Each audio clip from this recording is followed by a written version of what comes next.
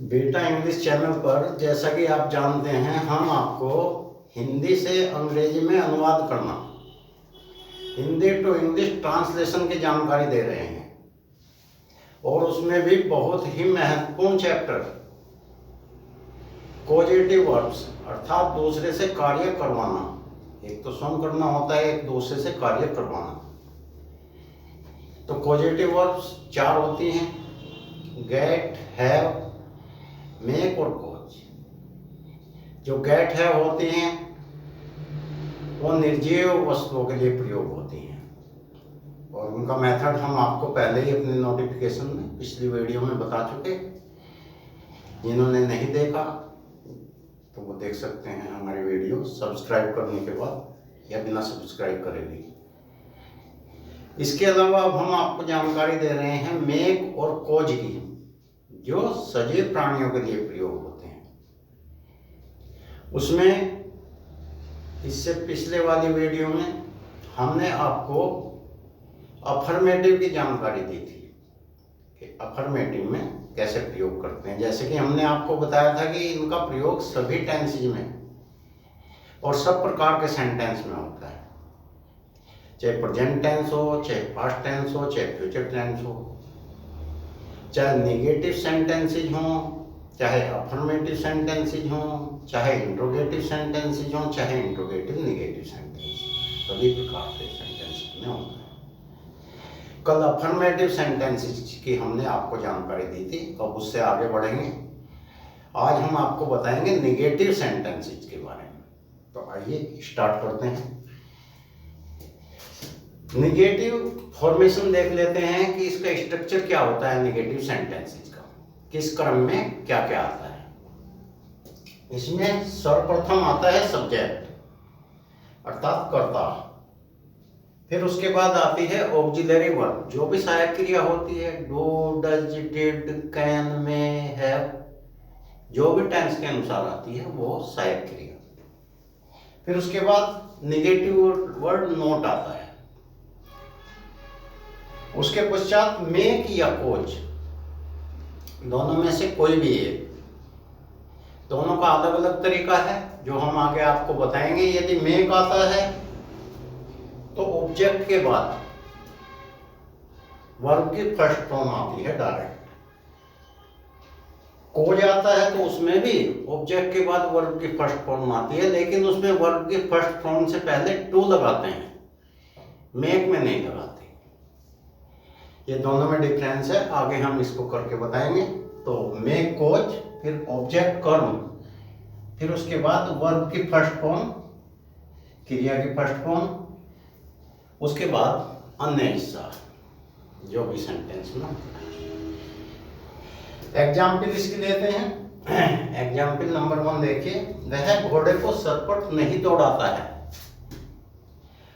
Present indefinite का है, negative. तो प्रेजेंट इंडेफिनिट में जैसा कि आप जानते हैं डू नॉट और डज नॉट का प्रयोग होता है नेगेटिव में। तो उसी पैटर्न पे हम इसको बनाएंगे। ही डज नॉट मेक, वर्ब की फर्स्ट फॉर्म आएगी।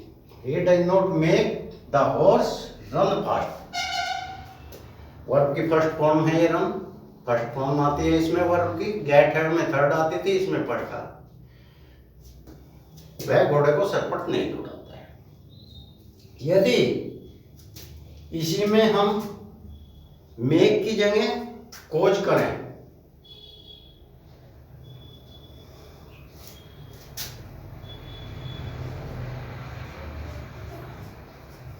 यदि हमने यहां मेक की जगह कोज का प्रयोग किया तो फिर होगा he does not cause the horse to run fast. फिर टू लग जाएगा, इससे वर्ब की फर्स्ट फॉर्म से पहले यहां टू लग जाएगा।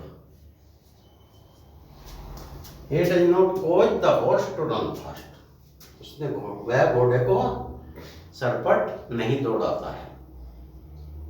तो दोनों का प्रयोग कर सकते हैं, दोनों का मेथड यही है। बस अंतर यही है कि इसमें ऑब्जेक्ट के बाद टू लगाना होता है वर्ब की फर्स्ट फॉर्म से पहले, यदि कोज का प्रयोग करते हैं। मेक में ऐसा नहीं होता।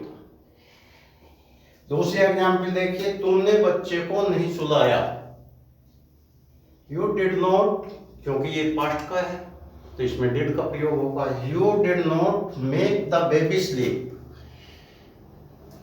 तो वही पैटर्न है। अगर इसमें हम मेक की जगह कोज का प्रयोग करते हैं,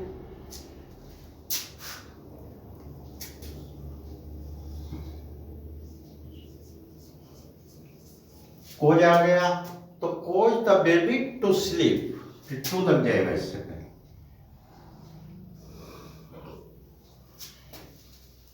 ये दोनों में अंतर होता है। अब तीसरा पैटर्न देख लीजिए, एक एग्जाम्पल और देख लीजिए। मैं तुम्हें ठाके मारकर नहीं हंसा सकता हूं, इसमें ऑक्सिलरी मॉडल ऑक्सिलरी का प्रयोग हुआ है कैन का। I can not cause you to laugh uproariously, uproariously कहते हैं ठाके मारकर। तो इसमें कोज का प्रयोग हमने किया। अगर कोज की जगह हम मेक का प्रयोग करें, कोज की जगह हम अगर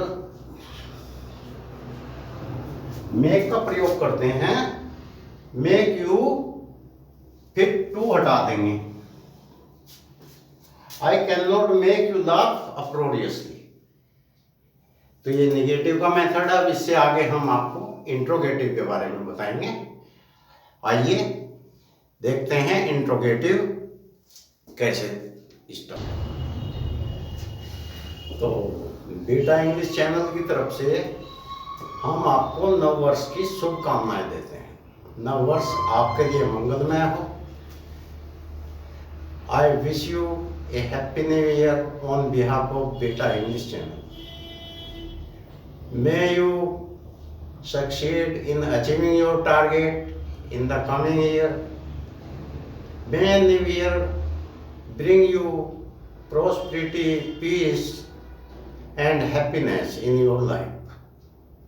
Be happy and keep watching Beta English channel. Share and subscribe our channel and be happy. Thank you.